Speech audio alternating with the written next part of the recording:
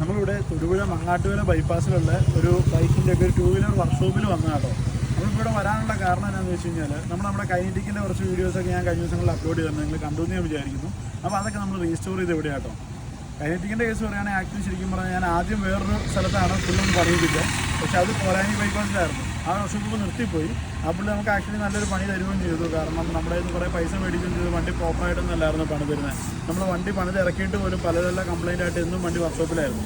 പക്ഷേ അതിനുശേഷമാണ് ഞാൻ ഈ ആശാനെ പരിചയപ്പെടുന്നത്, നമ്മൾ ഈ വർക്ക്ഷോപ്പിൽ വണ്ടി കൊണ്ടുവരുന്നത്. അപ്പം ഈ ആശാൻ നമുക്ക് വണ്ടി പണിത് വന്നിട്ട് ഇപ്പോൾ ഏകദേശം ഒരു 8 മാസത്തിന് മുകളിലായി. ഞാൻ അതുകൊണ്ട് 1-2 നല്ല റൈഡുകൾ ഇഞ്ചത്തൊട്ടി പോലുള്ള ഇവിടുന്ന് ഒരു 80 കിലോമീറ്ററോളം ഉണ്ട്. നല്ല 2-3 റൈഡുകളൊക്കെ പോയി. ഇതുവരെ നിലവിൽ വണ്ടിക്ക് വലിയ പ്രശ്നങ്ങളൊന്നുമില്ല. സ്റ്റാർട്ടിങ് നമ്മളിപ്പോൾ ഒരാഴ്ചയൊക്കെ എടുക്കാണ്ടിരുന്ന സ്റ്റാർട്ട് ആവാനായിട്ടൊരു 2-3 മിനിറ്റ് താമസം ഉണ്ടെന്നുള്ളത് വെച്ചാൽ വേറൊരു പ്രശ്നങ്ങളും വണ്ടിക്ക് ഇതുവരെ എനിക്ക് പ്രശ്നങ്ങൾ വന്നിട്ടില്ല. പിന്നീട് അത് വണ്ടി വർക്ക്ഷോപ്പിൽ കൊണ്ടുവരേണ്ട ഒരു ആവശ്യം വന്നിട്ടില്ല. ഇനിയിപ്പോൾ സർവീസിനൊന്നും കൊണ്ടുവരണം, അതേ ഉള്ളൂ.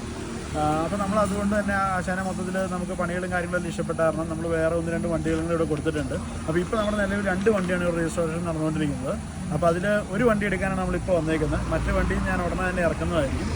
അപ്പോൾ നമുക്ക് ഏതൊക്കെയാണ് ആ വണ്ടികളെന്നൊന്ന് നോക്കിയാലോ.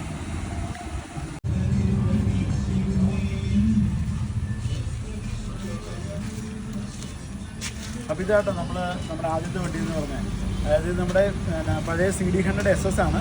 നമ്മുടെ ഒരു ഫ്രണ്ടിൻ്റെ വണ്ടിയാണ്. പുള്ളി നാട്ടിലില്ലായിരുന്നു. അതുകൊണ്ട് നമ്മളാണ് ഇതിൻ്റെ റീസ്റ്റോറേഷൻ വർക്കുകളും കാര്യങ്ങളെല്ലാം നോക്കിയെടുത്തത്.